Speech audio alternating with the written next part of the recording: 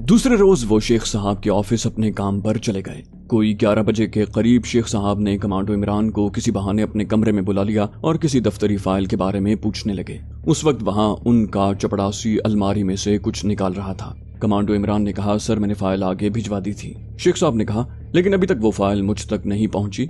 दफ्तर में सुस्त रफ्तारी से काम हो रहा है, ये मुझे बिल्कुल पसंद नहीं। यहाँ बैठो और एक नोट लिखो। उसके बाद शेख साहब ने अंग्रेजी में नोट लिखवाना शुरू कर दिया। जब चपड़ासी अलमारी में से मतलूबा फाइल निकाल कर ले गया और उसने दरवाजा बंद कर दिया और कमरे में शेख साहब और इमरान अकेले रह गए तो शेख साहब कहने लगे, मुझे मालूम हो गया है कि तुम कल अपने मिशन पर जा रहे हो। एक बात का ख्याल रखना, अगर बदकिस्मती से तुम पकड़ लिए गए तो खा कुछ भी हो जाए, अपनी जबान पर मेरा नाम नहीं आने देना। इमरान ने कहा, शेख साहब आप मुतमईन रहें, हम हंसी खुशी मौत कबूल कर लेंगे, लेकिन हमारी जबान पर आपका नाम नहीं आएगा। शेख साहब बोले, ठीक है अब तुम जाओ। कल अगर तुम अपने मिशन में कामयाब हो गए तो दिन में एक फेरा जरूर डालना और परसों भी दफ्तर में अपनी ड्यूटी पर हाजिर हो जाना, ये बहुत जरूरी है। इमरान ने कहा, ठीक है सर ऐसा ही होगा। वो बोले, खुदा तुम्हारी हिफाजत करे। ये कहकर शेख साहब अपने काम में लग गए। इमरान उनके कमरे से निकलकर दूसरे कमरे में अपनी सीट पर आकर बैठ गया। ये बात वो भूल ही गया था कि कमांडो ऑपरेशन के दिन उसकी शेख साहब के दफ्तर में हाजिरी जरूरी थी।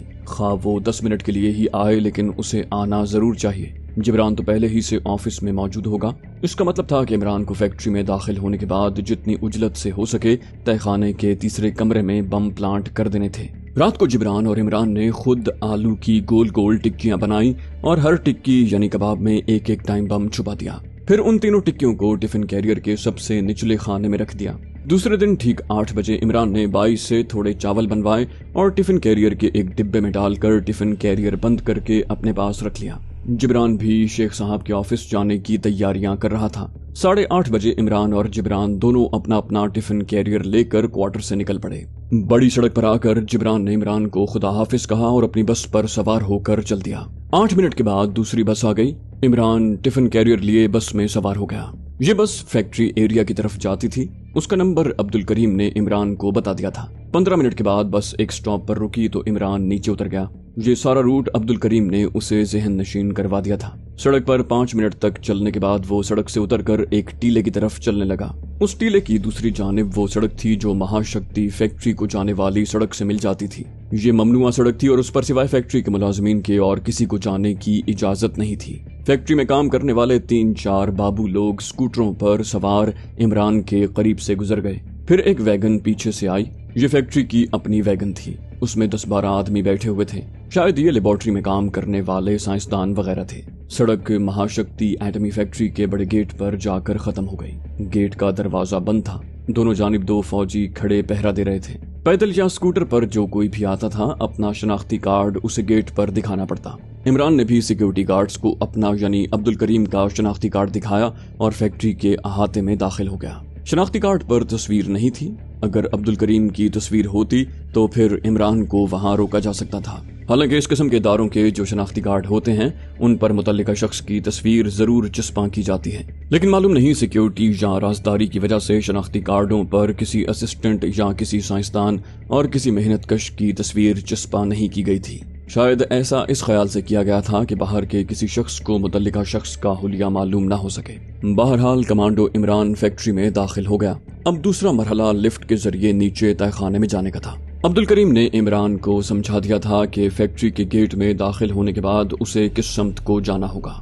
वो उसी हिसाब से चलता एक जगह पहुंचा जहां नीचे तहखाने में ले जाने वाली लिफ्ट लगी हुई थी। वो और 6-7 और लोग भी कतार में खड़े थे। इमरान ने दूर ही से सिक्योरिटी के सरदार जी को देख लिया। वो भी कतार में खड़ा हो गया। उसके आगे 4 आदमी शक्ल सूरत और लिबास से पढ़े लिखे लगते थे।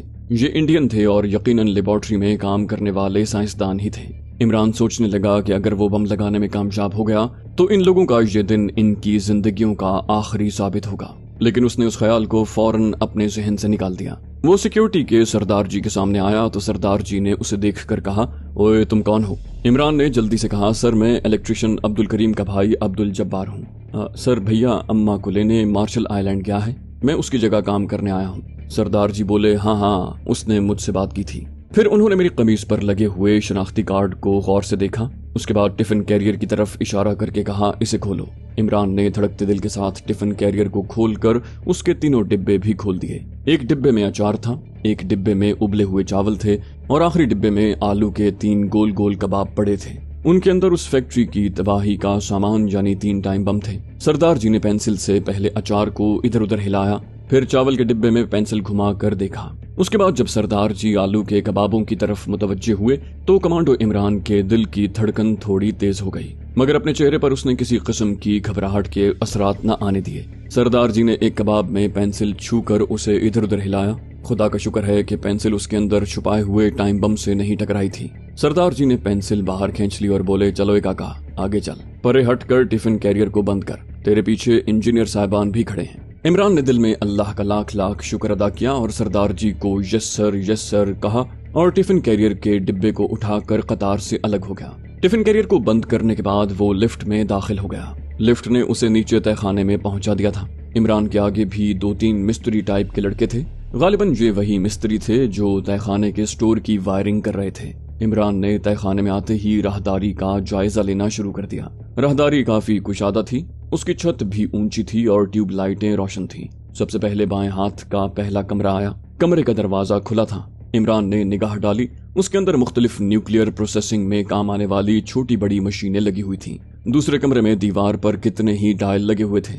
दीवार के साथ लंबा पैनल था जिस पर 10-12 कंप्यूटरों के सामने साइंसदान बैठे काम की तैयारियां कर रहे थे। तीसरे कमरे को इमरान ने खास तौर पर देखा क्योंकि यही कमरा उसका टारगेट था और उस कमरे में उसे एटमी भट्टी की दीवार के साथ या किसी भी जगह तीनों बमों को चस्पा करना था या किसी कोने में फेंकना था। उस कमरे के वस्त में एटमी भट्टी की जमीन से 3-3.5 फुट ऊंची गोल दीवार थी। एक बूढ़ा साइंसदान एक डायल के सामने खड़ा तख्ती पर कुछ नोट करता जा रहा था। जमींदोज एटमी फैक्ट्री के तीसरे कमरे में बिजली का काम हो रहा था। इमरान उस कमरे में पहुंचा तो वहां एक सांवले रंग का दुबला पतला आदमी पहले से काम कर रहा था। उसने इमरान को देखकर पूछा, तुम करीम के छोटे भाई हो? कमांडो इमरान ने जल्दी से कहा, जी हाँ, मैं ही छोटा भाई हूँ। मेरा नाम अब्दुल जब्बार है। हमारी अम्मा मार्शल आइलैंड में सख्त बीमार हैं, भाई वहां गया है। कमांडो इमरान को बिजली का काम तो नहीं आता था, मगर उसने बिजली का काम करने वाले लोगों को बहुत देखा था। स्विच और पेचकस उठाया और एक पॉइंट पर स्विच लगाना शुरू कर दिया। इतने में बाकी के इलेक्ट्रिशियन भी आ गए। ये सब दुबले पतले सांवले रंग के लड़के थे, मकामी लोग थे। उन्होंने कमांडो इमरान को गौर से देखा और आपस में मकामी जबान में बातें करने लगे। बड़े मिस्त्री ने टूटी फूटी उर्दू में उन्हें बताया कि ये अब्दुल जब्बार है, करीम का छोटा भाई। उसके बाद सब अपने अपने काम में लग गए। उस कमरे में गर्मी और हब्स था। उसकी वजह यह थी कि अभी वहां बिजली नहीं पहुंची थी और पंखा वगैरह भी कोई नहीं था। बाहर राहदारी सारी की सारी एयर कंडीशन थी। बाहर से थोड़ी बहुत ठंडी हवा किसी वक्त अंदर आ जाती। दूसरे लड़के भी काम के इतने माहिर नहीं थे। सिर्फ एक बड़ा लड़का हेड इलेक्ट्रिशियन के साथ उसका हाथ बटा रहा था। बाकी सारे लड़के छोटे मोटे काम कर रहे थे। इमरान भी उनके साथ पेच कसने, तारों को खोलने और काटने में मसरूफ हो गया। इस दौरान वो बराबर जायजा लेता रहा कि बम किस तरह से प्लांट करे। तीसरा कमरा जहां एटमी प्लांट लगा हुआ था बिल्कुल साथ ही था। उसका दरवाजा खुला था और अब वहां साइंसदान बाकायदा काम करने लगे थे। किसी वक्त अंदर से किसी मशीन के चलने की धीमी आवाज आ जाती। इमरान यही सोच रहा था कि वो बम किस तरह अंदर लगाए। खुद अंदर वो नहीं जा सकता था। अगर किसी बहाने चला भी जाता तो सब साइंसदान उसकी तरफ मुतवज्जे हो जाते कि ये अजनबी शख्स यहाँ क्या करने आया है। इसी सोच विचार में वक्त गुजरता जा रहा था। इमरान ये काम उसी रोज करना चाहता था। कल न जाने किस किस्म के हालात पेश आ जाएं। अब वो अपने टारगेट के बिल्कुल करीब बैठा हुआ था। उसे हर हालत में तीनों के तीनों टाइम बम वहां लगाने थे। आखिर दोपहर को जब खाने का वक्फा हुआ तो उसे मौका मिल गया। जब खाने का वक्फा हुआ तो एटमी भट्टी के सारे साइंसदान भी खाना खाने के लिए कमरे से चले गए। बिजली के काम करने वालों में से भी आधे ऊपर अपनी फैक्ट्री की कैंटीन में चले गए। सिर्फ एक लड़का वहां बैठा रहा जो अपना खाना साथ लाया था। कमरे में चूंकि गर्मी थी इसलिए वो कमरे के बाहर ठंडी हवा में बैठकर खाना खाने लगा। इमरान के लिए ये बड़ा सुनहरी मौका था। वो भी कमरे से निकलकर साथ वाले एटमी प्लांट के दरवाजे के एक तरफ होकर बैठ गया। वो इसी तरह बैठा था कि उसका रुख एटमी प्लांट वाले कमरे की तरफ था। उसने टिफिन कैरियर खोला और चावलों पर अचार डालकर खाने लगा। उसकी सारी तवज्जो सामने वाले कमरे की तरफ थी। टिफिन कैरियर के तीसरे डिब्बे में से उसने तीनों आलूओं के कबाब या टिक्कियां निकाल कर चावलों के ऊपर रख दी। इमरान हर सेकंड पर माहौल का जायजा ले रहा था। उसके पास पौन घंटा था जो कि खाने का वक्फा था। मौका साजगार था। उसने आलू की टिक्कियों में से खुबानी के साइज के तीनों टाइम बम निकाल कर चावल के डिब्बे की ओट में रख दिए। उसने अंदाजा लगाया कि अगर वो वहां से एक टाइम बम कमरे के एटमी प्लांट के अंदर फेंके तो क्या वो उसमें ही जाकर गिरेगा या बाहर गिरेगा। اس میں کامیابی کے امکانات کم تھے۔ باہر گرا ہوا ٹائم بم پکڑا جا سکتا تھا۔ آخر اس کے ذہن میں ایک ترکیب آ گئی۔ اس نے جلدی جلدی چاول ختم کیے اور تینوں ٹائم بم جیب میں ڈال کر اٹھ کھڑا ہوا۔ ٹفن کیریئر کو بند کیا اور اسے ایک طرف رکھ کر لڑکے کی طرف دیکھا۔ الیکٹریشین لڑکا ابھی تک کھانا کھا رہا تھا۔ اس کا منہ دیوار کی طرف تھا۔ عمران نے گردن موڑ کر تہہ خانے کی راہداری کو دیکھا۔ خطرے کی بات تھی کہ وہاں کوئی نہیں تھا۔ عبدالکریم نے اسے بتایا تھا کہ اندر سیکیورٹی والوں کو بھی جانے کی اجازت نہیں ہے۔ سیکیورٹی کی ساری چیکنگ باہر ہی ہوتی ہے۔ اس سے زیادہ سازگار موقع عمران کو نہیں مل سکتا تھا۔ ابھی اس نے جو کچھ بھی کرنا تھا 10 سیکنڈ کے اندر اندر کرنا تھا۔ ایٹمی پلانٹ والا کمرہ اس کے سامنے خالی پڑا ہوا تھا۔ وہ دھڑکتے دل کے ساتھ آہستہ سے کمرے میں داخل ہو گیا۔ اندر جاتے ہی وہ ایٹمی پلانٹ کے پیچھے دیوار کے ساتھ جو مایا گیس کے 6-7 سلنڈر پڑے تھے ان کی طرف تیزی سے گیا اور تینوں ٹائم بم نکال کر ان کے ٹائم فیوز دبائے اور تینوں بم تینوں سلنڈروں کے ساتھ پیچھے کی جانب لگا دیے اور دوڑ کر باہر آ گیا۔ باہر آتے ہی وہ راہداری میں دروازے کے ساتھ لگ کر بیٹھ گیا۔ وہ صرف یہ دیکھنے کے لیے بیٹھا تھا کہ اسے کسی نے اندر جاتے اور اندر سے باہر آتے تو نہیں دیکھا۔ راہداری خالی پڑی ہوئی تھی۔ اسے کسی نے نہیں دیکھا تھا۔ تینوں بموں کے پھٹنے میں صرف 1 گھنٹہ رہتا تھا۔ اس میں سے بھی 2-4 منٹ گزر چکے تھے۔ کمانڈو عمران چپکے سے اٹھا اور راہداری میں اس طرف چل پڑا جدھر لفٹ لگی ہوئی تھی۔ لفٹ خالی تھی۔ لفٹ میں کھڑے ہو کر اس نے بٹن دبایا اور لفٹ آہستہ آہستہ اوپر اٹھنے لگی۔ جب لفٹ سطح زمین پر آ کر رکی تو سیکیورٹی گارڈ کی ڈیوٹی پر موجود سردار صاحب نے عمران کی طرف تعجب سے دیکھا اور پوچھا، تم اس وقت کہاں جا رہے ہو؟ عمران نے کہا، میرے پیٹ میں درد ہو رہا ہے، دوائی لینے جا رہا ہوں، اور وہ پیٹ پر دونوں ہاتھ رکھ کر فیکٹری کے بڑے گیٹ کی طرف چل دیا۔ اچانک پیچھے سے سردار جی نے اسے آواز دی اور کہا، آئی ڈی کارڈ یہاں رکھتے جاؤ۔ عمران وہیں رک گیا۔ واپس سیکیورٹی گارڈ کے پاس آیا اور قمیص پر لگا ہوا شناختی کارڈ اتار کر اسے دے دیا۔ فیکٹری کے گیٹ سے باہر نکلنے لگا تو وہاں پہرے پر موجود گارڈ نے سرسری طور پر اس کی تلاشی لی اور اسے جانے دیا۔ فیکٹری سے نکلتے ہی عمران تیز تیز چلنے لگا۔ اسے 1 گھنٹے کے اندر اندر اپنے کوارٹر میں پہنچنا تھا۔ سڑک پر آ کر وہ بس میں سوار ہو گیا۔ بس نے آدھے گھنٹے کے بعد اسے جزیرے کے ایک ویران سے چوک میں اتار دیا۔ یہاں سے شیخ صاحب کے بڑے کوارٹر کی طرف راستہ جاتا تھا۔ کمانڈو عمران کے پاس کھڑی نہیں تھی۔ اسے اندازہ ہو گیا تھا کہ 1 گھنٹے میں صرف 10-11 منٹ باقی رہ گئے ہیں۔ کوارٹر میں جبران ابھی تک نہیں آیا تھا۔ اس نے جلدی جلدی کپڑے تبدیل کیے اور دوسری بس لے کر شیخ صاحب کے آفس میں پہنچ گیا۔ اس کو معلوم نہیں تھا کہ ابھی بم پھٹنے میں 10 منٹ باقی تھے۔ وہ کمانڈو جبران کے سامنے سے گزر کر اپنی سیٹ کی طرف گیا تو دونوں کی آنکھیں چار ہوئیں اور عمران نے آنکھوں ہی آنکھوں میں جبران کو بتا دیا کہ وہ اپنا کام کر آیا ہے۔ ابھی عمران اپنی سیٹ پر بیٹھ کر رجسٹر کھول ہی رہا تھا کہ زمین اس طرح ہلی جیسے زلزلہ آ گیا ہو۔ دفتر کے سارے ملازم کرسیاں چھوڑ کر باہر کی طرف دوڑے۔ عمران اور جبران بھی باہر کی طرف دوڑ پڑے۔ عمران کو معلوم تھا کہ یہ زلزلہ نہیں ہے۔ اس کے ساتھ ہی ایک بے حد بھیانک دھماکہ ہوا۔ اس کے بعد بھیانک دھماکوں کا سلسلہ شروع ہو گیا۔ سارے ملازم سہم گئے۔ کسی نے کہا جاپانیوں نے انڈمان پر حملہ کر دیا ہے۔ کسی نے کہا جزیرے میں کوئی آتش فشاں پھٹ پڑا ہے۔ دھماکے اس شدت کے تھے کہ لگتا تھا جزیرے کے سارے آتش فشاں پہاڑ یک کے بعد دیگرے پھٹ رہے ہیں۔ زمین کانپ رہی تھی۔ دروازے کھڑکیاں کھڑکھڑا رہے تھے۔ تینوں کے تینوں بم پھٹ گئے تھے اور اب ایٹمی فیکٹری پھٹ رہی تھی۔ اتنے میں شیخ صاحب بھی اپنے دفتر سے نکل کر آ گئے۔ کہنے لگے، لگتا ہے جزیرے میں کوئی آتش فشاں پہاڑ پھٹا ہے۔ آپ لوگ اب چھٹی کر کے اپنے اپنے گھر کو جاؤ۔ آپ کے گھر والے ان حالات میں پریشان ہو رہے ہوں گے۔ انہیں جا کر تسلی دیں کہ سب ٹھیک ہو جائے گا۔ تقریباً سٹاف کے سبھی آدمی چلے گئے۔ صرف چند ایک ملازم وہیں رہے۔ شیخ صاحب آفس کے برآمدے میں کھڑے آسمان کو تک رہے تھے، جہاں جنوب کی جانب ذرا مشرق کی طرف سے گاڑھا سیاہ دھواں اٹھ رہا تھا۔ انہوں نے کہا، ضرور کوئی آتش فشاں پھٹا ہے۔ اس کے ساتھ ہی انہوں نے عمران کی طرف معنی خیز نظروں سے دیکھا، جیسے کہہ رہے ہوں، شاباش، تم اپنے مشن میں کامیاب ہو گئے، مجھے خوشی ہے۔ عمران کمانڈو جبران کے قریب ہی کھڑا تھا۔ جبران آہستہ سے بولا، کسی نے دیکھا تو نہیں؟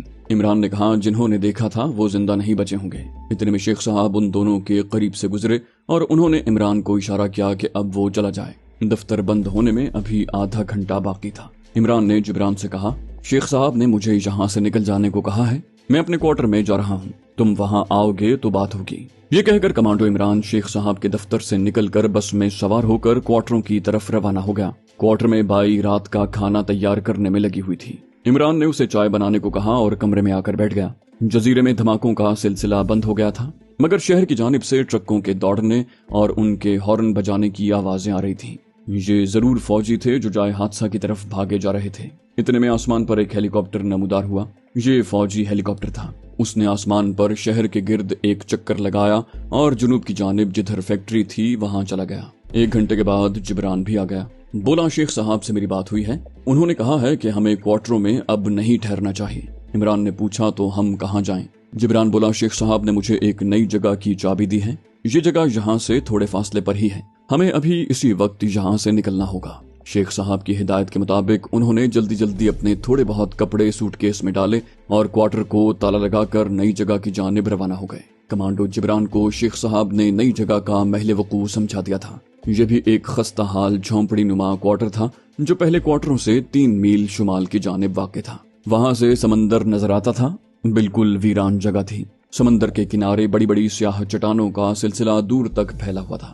کمانڈو عمران کو یقین تھا کہ مہاشکتی فیکٹری میں جس نے اسے دیکھا تھا وہ فیکٹری کے پہلے دھماکے کے ساتھ ہی اڑ گیا ہوگا، لیکن کمانڈو عمران کو شناخت کرنے والا ایک آدمی زندہ بچ گیا تھا۔ شام کو شیخ صاحب آئے تو انہوں نے بتایا کہ فیکٹری کا نام و نشان باقی نہیں رہا، لیکن سیکیورٹی گارڈ والا سکھ سردار زندہ بچ گیا ہے۔ کہنے لگے جب پہلا دھماکہ ہوا تو سردار جی زمین سے 50 فٹ اوپر کو اچھلے اور 200 فٹ دور ایک درخت کی شاخوں پر جا کر گرے۔ سردار جی زخمی ضرور ہوئے ہیں مگر بچ گئے ہیں۔ سردار جی نے ملٹری انٹیلیجنس اور اخبار نویسوں کو بتایا ہے کہ ایک نیا الیکٹریشین اس روز فیکٹری میں آیا تھا اور دھماکے سے 1 گھنٹہ پہلے وہ پیٹ درد کا کہہ کر فیکٹری سے چلا گیا۔ سردار جی نے یقین کے ساتھ کہا ہے کہ یہ دھماکہ اسی نئے الیکٹریشین کے بم پلانٹ کرنے سے ہوا ہے۔ ملٹری پولیس کو یہ بھی معلوم ہو گیا ہے کہ نیا الیکٹریشین عبد الکریم الیکٹریشین کی جگہ پر آیا تھا جسے عبد الکریم نے اپنا چھوٹا بھائی ظاہر کیا تھا۔ ملٹری پولیس نے عبد الکریم کی دکان پر چھاپا مارا ہے مگر وہ اسے وہاں نہیں ملا۔ ظاہر ہے عبد الکریم اس جزیرے سے نکل کر کسی دوسرے جزیرے میں روپوش ہو چکا ہے، لیکن سردار جی نے انٹیلیجنس اور مقامی پولیس کو تمہارا جو حلیہ بتایا ہے اس کی روشنی میں پولیس نے تمہارے چہرے کا ایک خاکہ بنا لیا ہے جو تمہاری شکل سے بے حد ملتا ہے۔ یہ ساری باتیں مجھے میرے ایک مخبر نے بتائی ہیں۔ کمانڈو عمران نے کہا سردار جی کا زندہ بچ جانا ہمارے لیے خطرناک ثابت ہو سکتا ہے، لیکن پولیس نے میرا جو خاکہ اندازے سے بنایا ہوگا وہ ہو بہو میری شکل نہیں ہو سکتی۔ شیخ صاحب نے بریف کیس میں سے ایک کاغذ نکال کر کمانڈو عمران کے سامنے رکھ دیا۔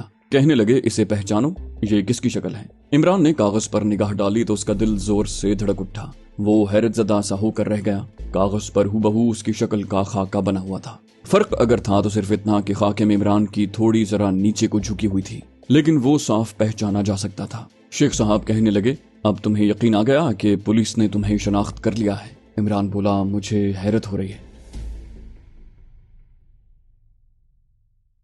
دوستوں آپ سب کے بے حد اصرار پر ہم اسلامی کہانیاں شروع کرنے جا رہے ہیں، اور سب سے زیادہ جس کی فرمائش ہے وہ حضرت خالد بن ولید رضی اللہ عنہ کی داستان ہے۔ اسلام کے بہادر جرنیل کی داستان سننے کے لیے آپ ہمارے چینل صراط کو سبسکرائب کیجئے۔ انشاءاللہ آپ کی دعائیں ساتھ رہیں تو یہ سلسلہ ایسے ہی چلتا رہے گا، اور ہماری حوصلہ افزائی کے لیے آپ ہماری ویڈیو کو لائک اور شیئر ضرور کیجئے۔ کامنٹ کر کے بتائیے کہ آپ کو ہماری ویڈیوز کیسی لگیں۔ انشاءاللہ جلد ہی اگلی ویڈیو میں آپ سے ملاقات ہوگی، تب تک کے لیے اللہ حافظ۔